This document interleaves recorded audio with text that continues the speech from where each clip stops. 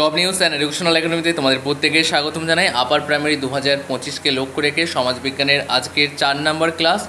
আজকে পড়াবো Indian polity এবং আজকের এই ভিডিওতে আলোচনা হবে সংবিধানের বৈশিষ্ট্য নিয়ে।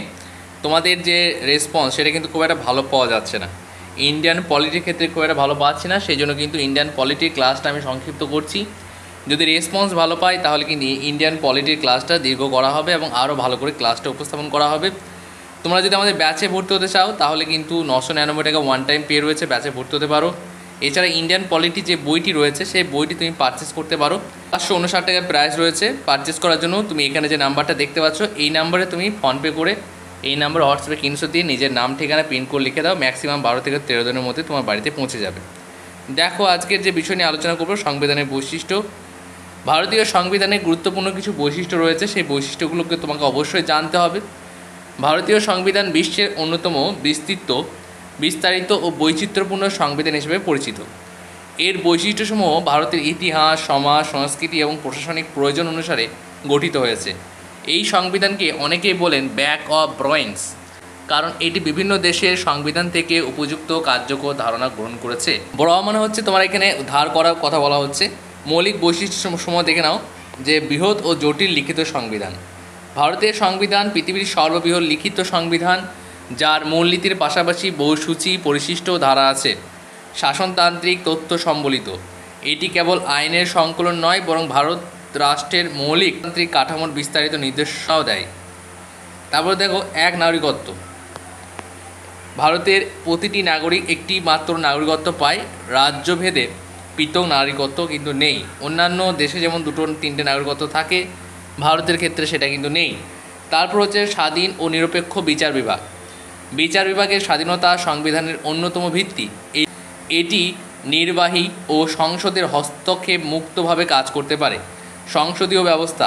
ভারতে ব্রিটিশ ধাঁচের সংসদীয় সরকার ব্যবস্থা প্রচলিত, যেখানে প্রধানমন্ত্রী ও মন্ত্রিসভা সংসদের কাছে দায়বদ্ধ। তারপর যুক্তরাষ্ট্রীয় কাঠামো কেন্দ্রপ্রবণ রূপে। দেখো ভারত যুক্তরাষ্ট্র হলেও এর কাঠামোতে কেন্দ্রের প্রাধান্য বেশি, একে বলা হয় কেন্দ্রগামী ফেডারেল কাঠামো।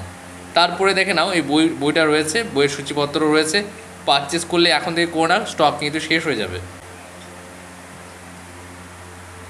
দেখো এক নজরে গুরুত্বপূর্ণ বৈশিষ্ট্যগুলো। লিখিত ও বৃহৎ সংবিধান, বিশ্বের সর্ববৃহৎ লিখিত সংবিধান। একক নাগরিকত্ব, শুধুমাত্র ভারতের নাগরিকত্ব রয়েছে। সংসদীয় সরকার ব্যবস্থা, প্রধানমন্ত্রী কেন্দ্রিক শাসন। স্বাধীন বিচার বিভাগ, নির্বাহী ও আইন বিভাগের থেকে স্বতন্ত্র। কেন্দ্রগামী যুক্তরাষ্ট্র, কেন্দ্রের ক্ষমতা বেশি।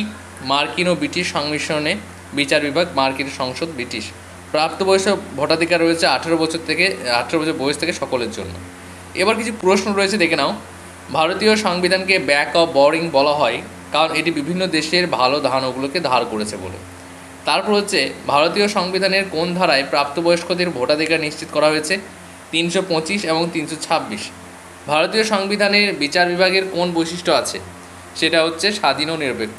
ভারতীয় সরকার ব্যবস্থার ধরন কোনটি? সেটা হচ্ছে সংসদীয় সরকার ব্যবস্থা রয়েছে। তারপরেও দেখো ভারতীয় সংবিধানে তফসিল সমূহ রয়েছে। তোমরা যদি ব্যাচে ভর্তি হও 999 টাকা ওয়ান টাইম পে রয়েছে। 10ই জুন থেকে ক্লাস শুরু হতে চলেছে। 10ই জুন মানে পরশু থেকে ক্লাস শুরু হবে। ব্যাচে ভর্তি হলে এখন থেকে ভর্তি হয়ে যাও। সংবিধানে কিছু বিষয়ের বিস্তারিত ব্যাখ্যা, সংযোজন বা তফসিল আকারে সংযুক্ত রয়েছে।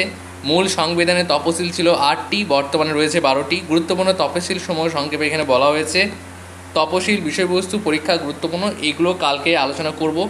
তার কারণ হচ্ছে সংবিধানে আমি খুব একটা ভালো রেসপন্স তোমাদের কাছ থেকে আমি পাচ্ছি না, সেই জন্য ক্লাসটা কিন্তু সংক্ষিপ্ত করছি। কালকে এখান থেকে শুরু করব এবং একটা চ্যাপ্টার শেষ হলেই সেই চ্যাপ্টার থেকে যা যা প্রশ্ন আসতে পারে সেটার উপর একটা প্র্যাকটিস সেট আমি তোমাদেরকে করাবো। তোমরা আমাদের সঙ্গে যুক্ত থাকো, চ্যানেলটাকে সাবস্ক্রাইব করে। আজকে এই পর্যন্ত, নেক্সট ভিডিওতে আবার দেখা হচ্ছে।